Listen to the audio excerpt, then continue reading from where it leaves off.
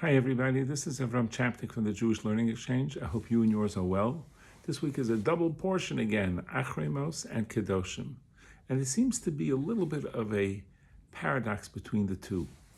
On one hand, in Parshat Acharei Mot, it talks about the lofty day of Yom Kippur and things we refrain from doing on Yom Kippur, like bathing and eating and drinking and anointing oneself and having marital relations. But on the other hand, it says, keep all the commandments, v'chai b'hem, and you should live in them. And our sages learn out some important laws from this. For example, that one can desecrate Shabbos, for example, if one needs to take someone to the hospital. Because the mitzvahs are meant to live by and not to die by. There are exceptions of three cardinal rules, three cardinal sins of killing. If someone says, I want you to kill somebody, if you don't, I kill you, then you have to be willing to die. And sexual immorality and idol worship. But generally, v'chai b'hem, live, do the mitzvah. And if you have to break the rule because of saving a life, then so be it. But on the other hand, the second portion, Kedoshim, talks about loftiness, being holy. And the holiness is not just for the holy rollers, the big rabbis and the Rebbitzins, but it's actually for everybody. God tells Moshe, gather the whole assembly of the Jewish people. Everybody has a connection to holiness. And holiness sounds more like disconnected from the world and more involved in lofty affairs. So it seems paradoxical, these two ideas, but really the concept is really a very important Jewish one, and that is our job isn't just to be spiritually holy. There are times and places for that, like on Yom Kippur, but we also have to be in the physical world, and the goal is to elevate the physical. And that's why many of the laws of the portion deal with all different kinds of very practical things. Being honest in business, have proper weights and measures, taking care of the poor, leaving over in your field, leaving a corner for the poor, or some gleanings that drop the poor should be able to have them.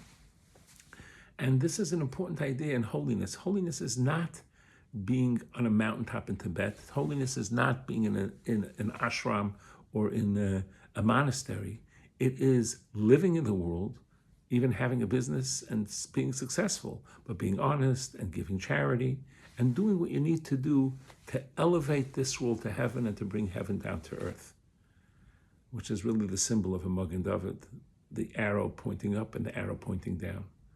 And this is an important idea for us. And there's a beautiful example of this. There was a woman whose son was bar mitzvah. He became 13 and he had a Torah speech that he gave. And one of the friends of the mother called her to let her know that it was such a beautiful affair and it was so nice and your son did so nicely.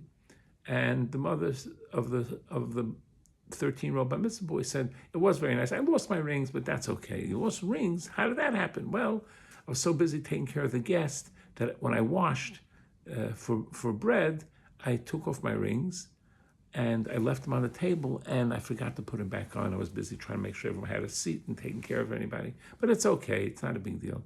And she said, that's terrible. Let me see. I don't know. Maybe there's something I can do. And this woman called her husband and told her what happened. And they went down to the hall where the bar mitzvah had been and they saw that the garbage bags were still in the dumpster. And they went and took out the garbage bags and looked for the one that had the seating card for the mother of the bar mitzvah boy and rifled through it and found the rings. So first of all, beautiful lesson in another verse in the portion, loving your fellow as yourself. They didn't just commiserate and went back to doing what they did. They worked and figured out what's something I can do to help. But they went into the garbage can and got it out and found the rings. That was holiness too. And this is an important idea for us to know. God doesn't want us to be isolated in the monastery or on the mountaintop in Tibet. He wants to be on earth and take the physical and elevate it.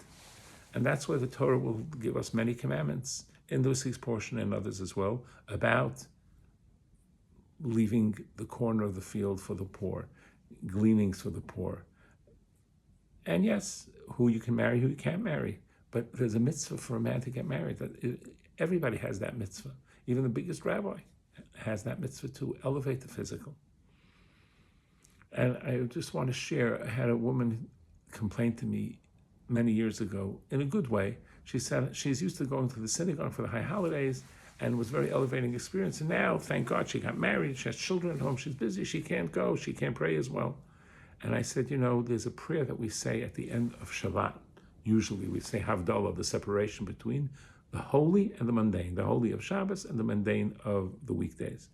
But when Shabbos goes into a holiday, we also say Havdalah, but the wording's a little different. We say to separate between the holy and the holy, because there are different types of holy. There's the holy of Shabbat, and there's the holy of being in the synagogue. But then there's the holy of the holiday, and there's also the holy of being home, taking care of the wonderful future of the Jewish people, the children. So holiness is not just on a mountaintop or in a monastery or in an ashram. Holiness can even be in a garbage can. And if we understand that, then we can live a very holy life, physically in this world, but still holy as well. Have a wonderful Shabbos. All the best.